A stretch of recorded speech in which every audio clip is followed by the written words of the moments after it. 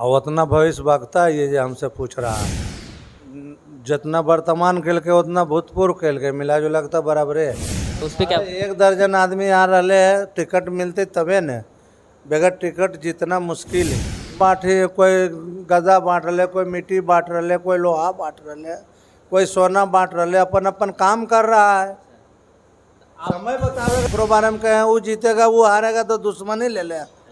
रह चुका है। गिनावे लायक विकास नहीं हो, नली है, गली है, पुल है, पुलिया है, विकास भवन है, ईट सोलिंग है, अहरा के सफाई है, गाद की सफाई है, तालाब निर्माण है, आपको अमृत सरोवर बन रहा है, खेल का मैदान बन रहा है, आपको रविदास भवन बनाए, विकास भवन बनाए, सामुदायिक विकास भवन बनाए, दर्जनों दर्जन बनाए हुए हैं, पुस्तकालय भवन बनाया, अनेकों पंचायत सरकार भवन बन रहा है।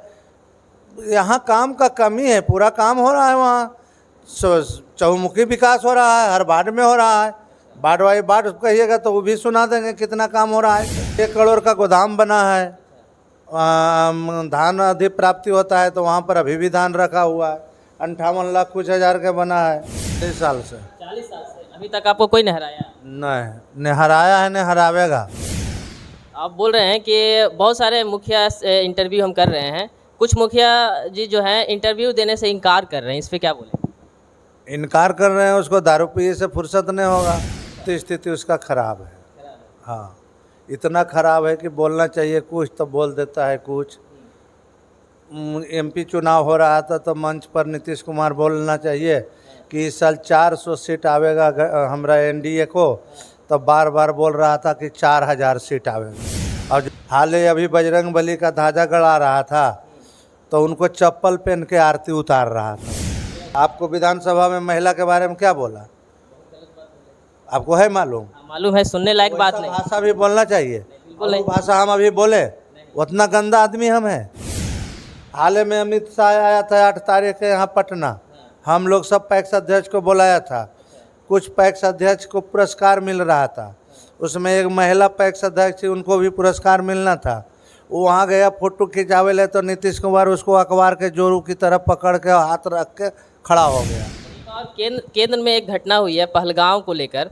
पहलगांव में एक घटना हुई है जिसमें 28 लोग मारे जा चुके हैं, और उस घटना को अनदेखा करते हुए जो आपके केंद्र में सरकार हैं वो जाति जनगणना को लेकर ऊपर उठ रहे हैं। उस पर देखिए ये अपना ही कर दिया केंद्र सरकार। हम लोग को जो मजदूरी करता था खेत में उसको 5 किलो अनाज देता है, 4 किलो मिलता है, 1 किलो तो वही ले जाके ले चल जाता है, केंद्र सरकार वापस ले लेता है। ये लेंगड़ी सरकार है, ही गठबंधन करके नहीं, लेंगड़ी सरकार है, बैसाखी पर चल रहा है। वोट उसी के देंगे, सुन लो। बोलिए। और सरकार उसी का बनेगा जो पलायन रोकेगा, जो रोजगार देगा युवाओं को, जो अमन चैन भाईचारा रखेगा, शांति रहेगा।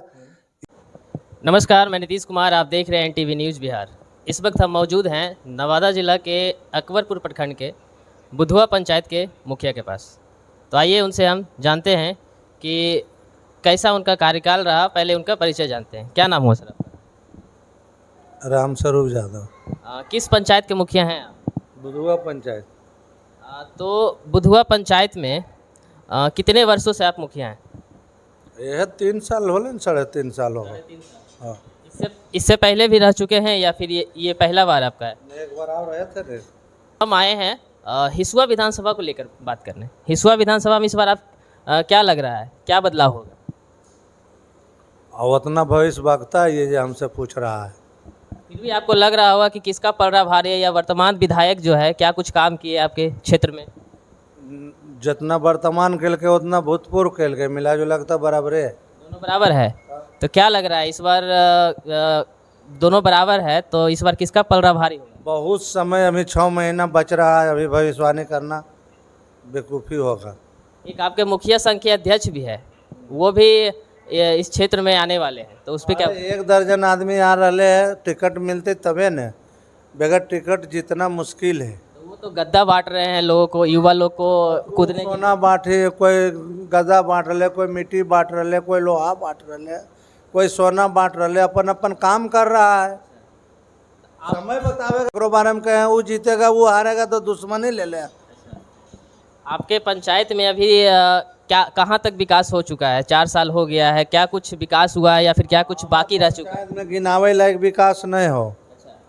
नली है, गली है, पुल है, पुलिया है, विकास भवन है, ईट सोलिंग है, अयाहरा की सफाई है, गाद की सफाई है, तालाब निर्माण है, आपको अमृत सरोवर बन रहा है, खेल का मैदान बन रहा है, आपको रविदास भवन बनाए, विकास भवन बनाए, सामुदायिक विकास भवन बनाए, दर्जनों दर्जन बनाए हुए हैं, पुस्तकालय भवन बनाया, अनेकों पंचायत सरकार भवन बन रहा है।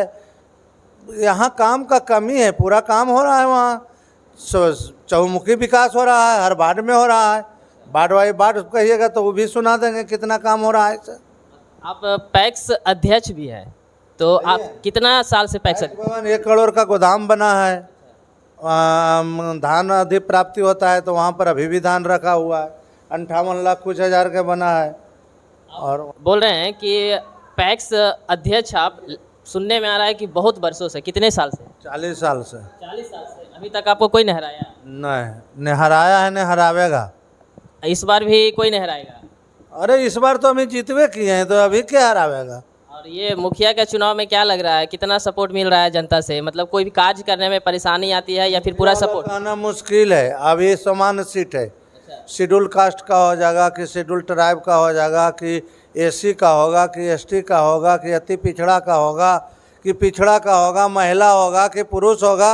ये भविष्यवाणी वो जिसका जैसा सीट बनेगा वैसा समीकरण बनेगा पंचायत में। आप बोल रहे हैं कि बहुत सारे मुखिया से इंटरव्यू हम कर रहे हैं, कुछ मुखिया जी जो हैं इंटरव्यू देने से इनकार कर रहे हैं, इस पर क्या बोले?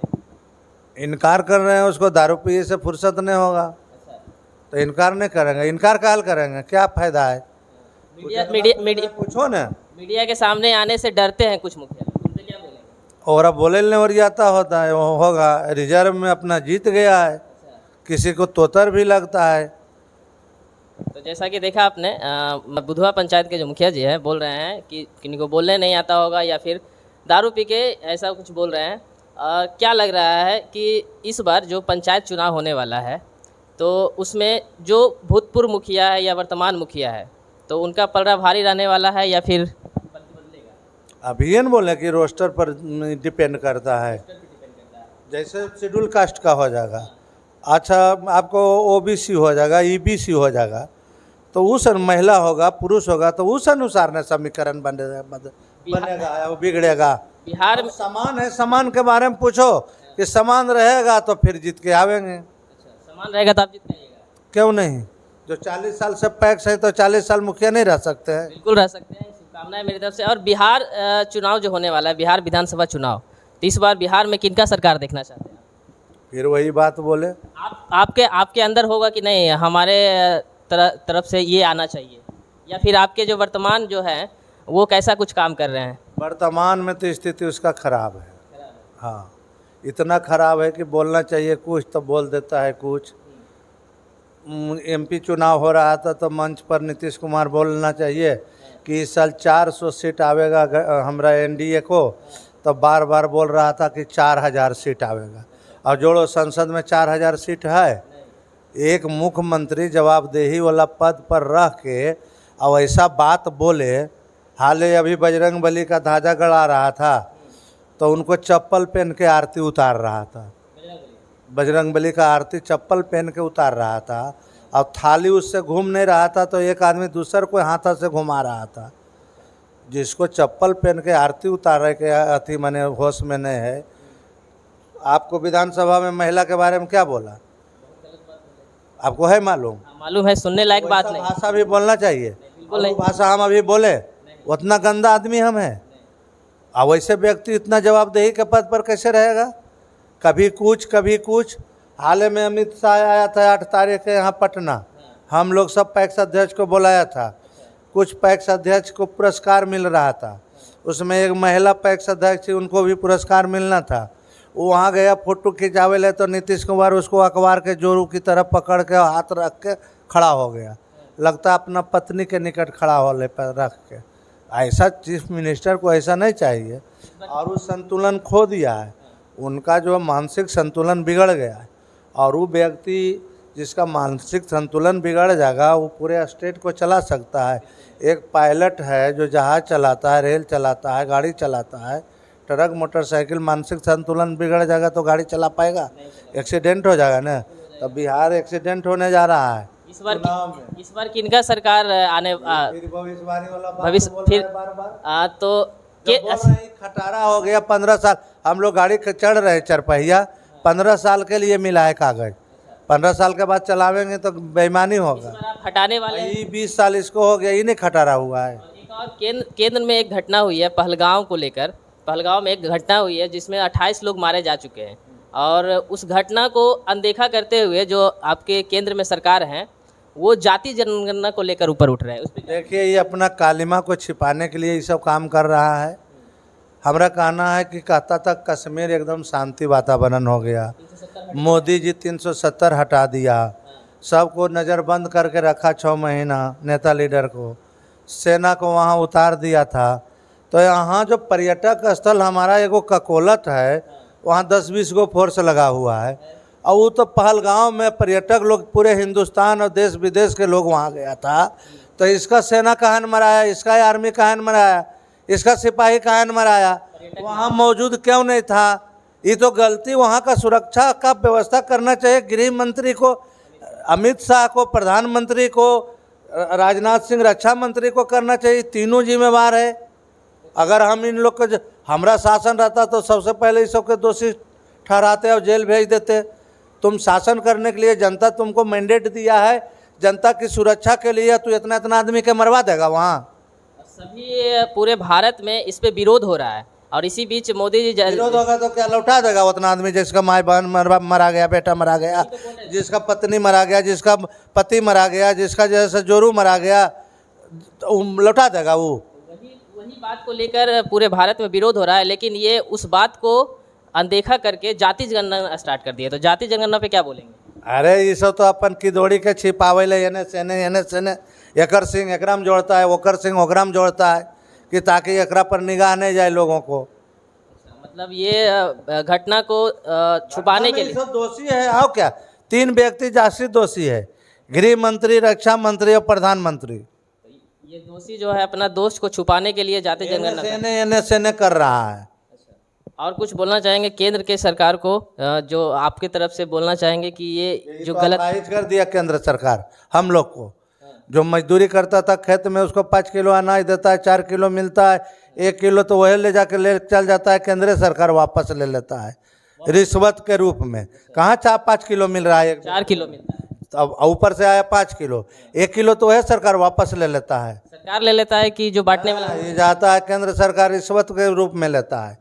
औकात है, अगर वो कानून लागू कर देगा तो कोई 1 किलो बीच में रख लेगा, बगैर उसका मर्जी के पता डोलेगा।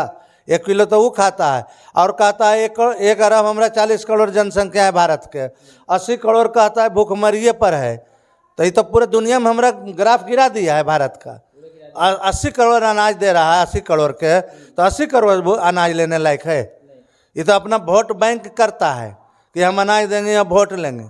ऐसे देश चलेगा? आने वाला दिन में हिंदुस्तान रसातल में चल जाएगा। तो केंद्र में इस बार सरकार में बदलाव होगा। फिर वही बदलाव तो हो ही गया। 400 का नारा दिया था, 240 से आया, 372 में उसका बहुमत 272 में होता है। कहाँ बहुमत में? तो बेईमानी करके बैठल है, ओकरा से जोड़ के, ओकरा से तोड़ के, ओकरा से लेके, लेंगड़ी सरकार है। गठबंधन करके नहीं, लेंगड़ी सरकार है, बैसाखी पर चल रहा है। तो अच्छा काम करता 10 वर्ष में मोदी जी तो ये 240 रहता और बढ़ जाता, तो यानी कि अच्छा काम नहीं। झूठ बोल के ही गद्दी पर बैठा था। कहा था 15 करोड़ के 2 करोड़ के नौकरी देंगे, 15 लाख खाता में देंगे। हाँ, तो 1 रुपया नहीं आया, खतवा खुलवा लिया। और जैसे कहा था कि हम जैसे मती करेंगे, काला धन को वापस लावेंगे, और काला धन वापस की लावेगा। 2000 का नोट कहाँ चला गया? बेरोजगार 2000 का नोट कहाँ चल गया? बेरोजगारी भी बहुत बढ़ रहा है। अरे वो तो चरम सीमा पर है, बेरोजगारी, महंगाई, पलायन, और क्या कहता है, जितनी परीक्षा हो रहा है वो सब का पेपर लीक होता है। ये तो इसी का काम है, लीक करवाना, किसी का नौकरी नहीं देना, उसी को डिस्टर्ब करके रखना। ये उसको पकड़ रहे हैं, उसको पकड़ रहे हैं, सब झांसा देता है खाली। जैसा कि देखा आपने केंद्र सरकार में जो कार्य हो रहा है, एक भी काम सही नहीं कर रहा है, एक भी काम नहीं। आधा काम नहीं। 370 हटा दिया तो हम सराहना किया था कि नहीं बढ़िया काम किया है। और कितना आदमी का कटवेले मरवेले है, उससे अच्छा 370 नहीं हटा था। तो हटाया था तो शांति रखना चाहिए तुमको। फिर भी एंट्री कर रहा है। कहियो शांति नहीं रखेगा। इसका काम क्या है मोदी जी का? हिंदू मुस्लिम करना, हिंदू मुसलमान, हिंदुस्तान पाकिस्तान।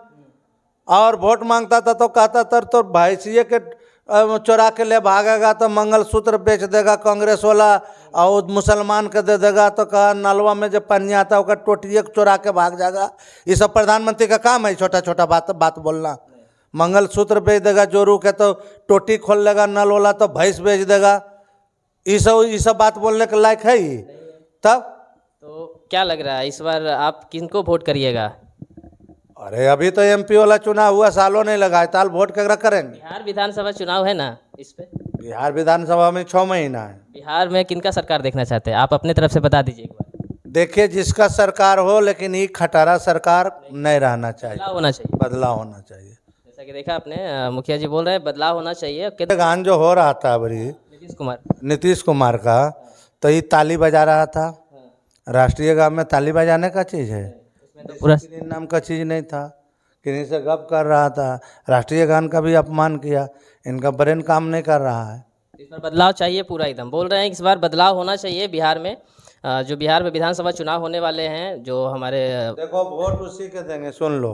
बोलिए। और सरकार उसी का बनेगा जो पलायन रोकेगा, जो रोजगार देगा युवाओं को, जो अमन चैन भाईचारा रखेगा, शांति रहेगा। ये सब 3 काम। चूल्हा में रखे अपन अनाज और छोड़ दें, हम लोग कमा खा लेंगे।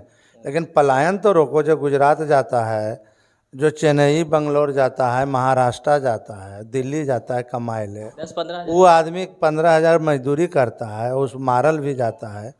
वो आदमी यहाँ 10 से 5,000 मजदूरी मिले तो यहीं खाएगा, कमाएगा, मौक बेटी के साथे रहेगा, सब मिलजुल के। तो ये चीज़ होनी चाहिए, सरकार को व्यवस्था करना है। तब व्यवस्था करता है कि तुमको वृद्धा पेंशन दे रहा है, वो भी ठीक है। बेरोजगारी पेंशन दे रहा है, उससे समस्या हल हो जाएगा तुम्हारा? हमको रोजगार चाहिए, खेत का पानी चाहिए, ठीक है, बिजली मिल रहा है, सड़क है। अगर हम कादों में जाते, हमारा सड़क नहीं रहता, बाप दादा पैदल चलता था, लेकिन भूख नहीं मरते, सेन ठीक था। हमको रोटी पहले चाहिए, पहले सड़क नहीं चाहिए। पहले रोजगार चाहिए। शिक्षा मजबूत होता तो न अच्छे अच्छे लोग पढ़ता लिखता तो अच्छा देश के बारे में सोचता, स्टेट के बारे में सोचता, अपने हित के बारे में सोचता। तो शिक्षा तो है ही नहीं है, चौपट। स्वास्थ्य के लेकर भी होना चाहिए। स्वास्थ्य तो और सबके गिरा हुआ है। तो अरे अभी जाओ ना बड़ा बड़ा नगरी में, जैसे नाली में आपको क्या कहते हैं, कीड़ा जैसे रेंगता नहीं है, वैसे वहाँ देखिए जनसंख्या रेंगता है।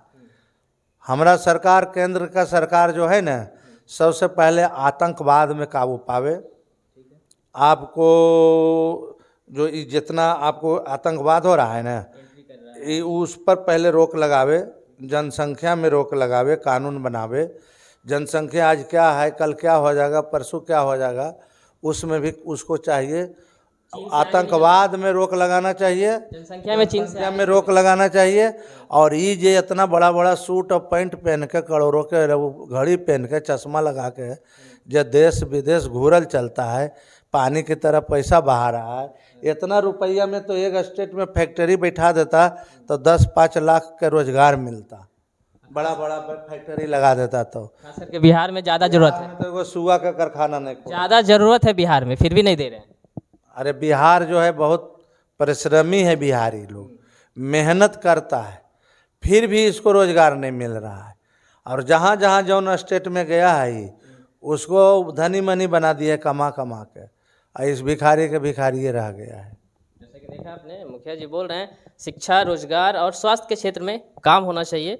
उसी को हम इस बार वोट करेंगे और उन्हीं का इस बार सरकार बनेगा। तो हमारे चैनल को सब्सक्राइब कर लीजिए और कमेंट करना ना भूलें। कमेंट में अपना राय दें कि इस बार आप किनका सरकार देखना चाहते हैं। धन्यवाद।